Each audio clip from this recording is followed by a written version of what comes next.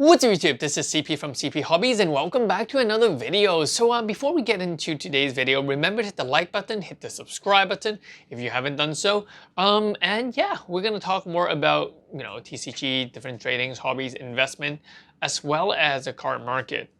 A while back when I was still making Dragonball Super video on my Pokemon channel, many of you guys asked whether, Dragonball Super card game is here to stay. There has been different version of a Dragonball Super or Dragonball card game before. Some ran by Panini, other ran from Bandai, but it's kind of here and there, here and gone kind of thing. And this is quite a unique take with the current Dragonball Super TCG. Many of the TCG follows Japan. I mean, when there's a Japanese version, there's an English version. But the Dragonball Super TCG actually takes a very, very different path. The Japan version is called Dragonball Heroes, and basically that is a card game based on a what do you call it? Those card machine where you can actually scan those cards, and those cards can become, a character that you battle with.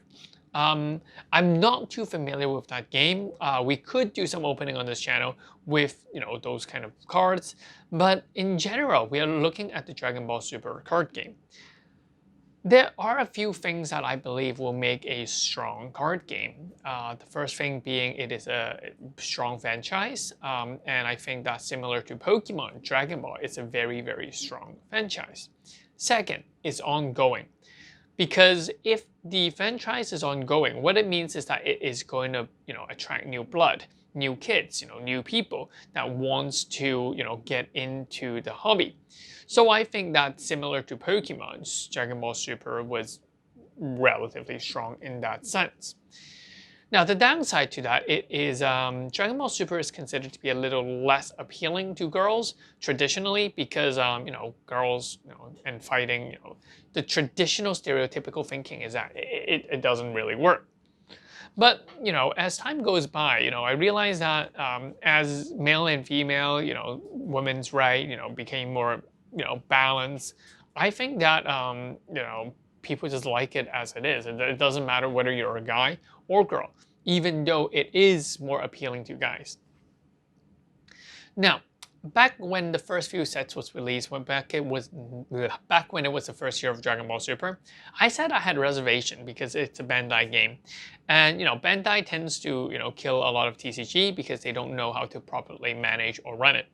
Now, Dragon Ball Super, I said we have to wait and see. And I am quite confident now to say that, Dragon Ball Super is a card game that is here to stay. I'm not sure if I can say that for Digimon at this point, but Dragon Ball Super, definitely. The artwork is relatively unique. It's very creative. It's very collectible. I mean, coming from the collector end of thing, I think that there is a lot of good cards to collect, especially with Tournament of Power, with the signature SPR cards, in Assault of the Saiyan, or even Tournament Power with signature cards as well. So those are really, really sought after cards.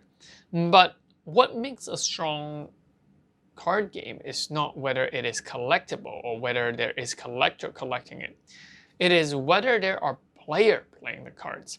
And oftentimes, how do we know when players are playing the card is when single card price, it's just a normal foil rare or a normal rare card, the price going up.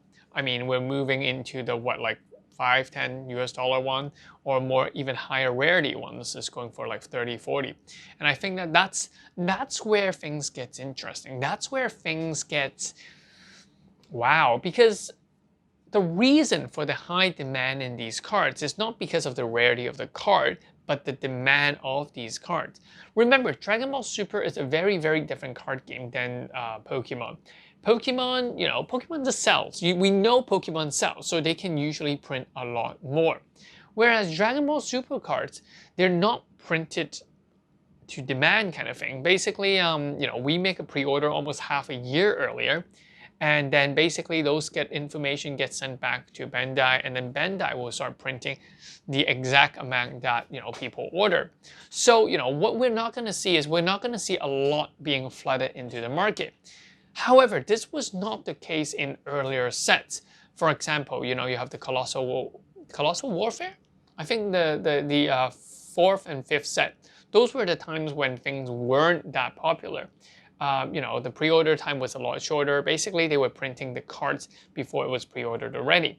And from that, we saw that those sets are considered to be weaker. But now, I think that the player base, it's what is looking into these cards. So if we go on to the website Tro and Toad, we can actually take a look at the single card price. And the single card price are actually doing really well. And for example, I'm looking at the Unison Warriors Series 2 set, the Vermilion Bloodline. And, you know, just looking at it, it's not the secret rare cards that is, you know, really, really expensive. But all the other cards that are, like for example, Baby, the Unknown Parasite, or you know, these is Reddits, or some relatively common normal cards. We're seeing price increase due to the increased demand of these cards. What that means is that, you know, there's a huge player base that is seeking out these meta cards, these good cards that will play well in the meta. And because of this, I think that this game will continue, because the idea of Dragon Ball Super is not targeted at the, you know, the collector or whatever. I mean, right? There is a collectability into it, don't get me wrong, but it's targeted more to the player. And I think that Bandai is actually recognizing this quite well. Initially, they started a reprint. They chose a bunch of cards to reprint in a set called Battle Evolution. And that set only had one secret rare. It isn't a more of a collector set. It's more of a reprint set kind of thing. That was their first take on the reprint. And to be honest, it didn't sell as well as they thought, I would assume. We can still see that booster box to be relatively cheap. And, you know, boxes price and single card price in other sets continue to rise. So you could argue that that reprint was relatively useless.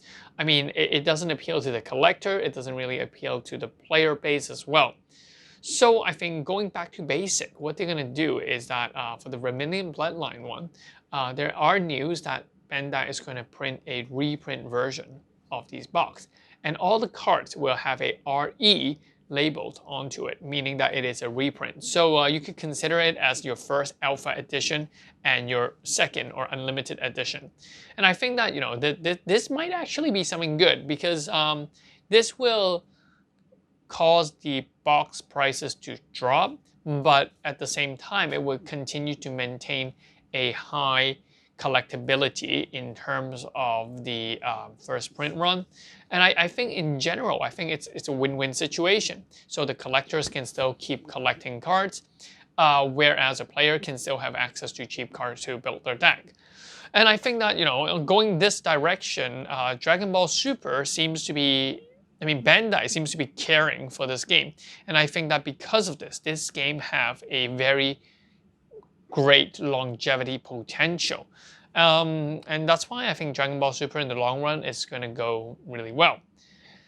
Now, having this first edition and second edition thing, is it a good thing? Well, Yu-Gi-Oh! We've seen some cards with first edition and second edition, but here's the thing, not every set will get a first and second edition. What this allows, what this means is that it can actually boost the sale for, you know, many of the boxes at initial, because people don't know whether a set is going to get reprinted or not.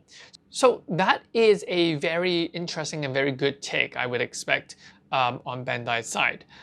With that said, as a Dragon Ball Super card collector myself, I would continue to buy things on the first wave. If it gets a second wave, like a reprint, it means that my first print run will be secure and the price will continue to go up. But if it doesn't get a second print, hey, it's okay, I still got those cards. So that's pretty much that for this video. Yeah, so I'm going to go into more of what kind of interesting cards are in the Dragon Ball Super franchise and why some cards are more sought after than others. And what about grading a lot of these cards? Because, you know, Pokemon card, we often grade them.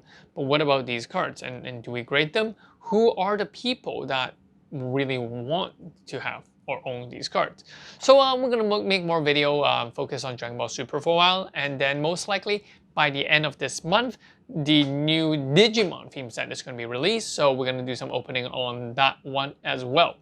So yeah, remember to hit the like button, hit the subscribe button, and we are pre-ordering for the February BT16 card. I think the deadline is mid this week, so make sure you send me an email, collectpokemon2@gmail.com, and I'll get in touch with you and see what we can do with the pre-order.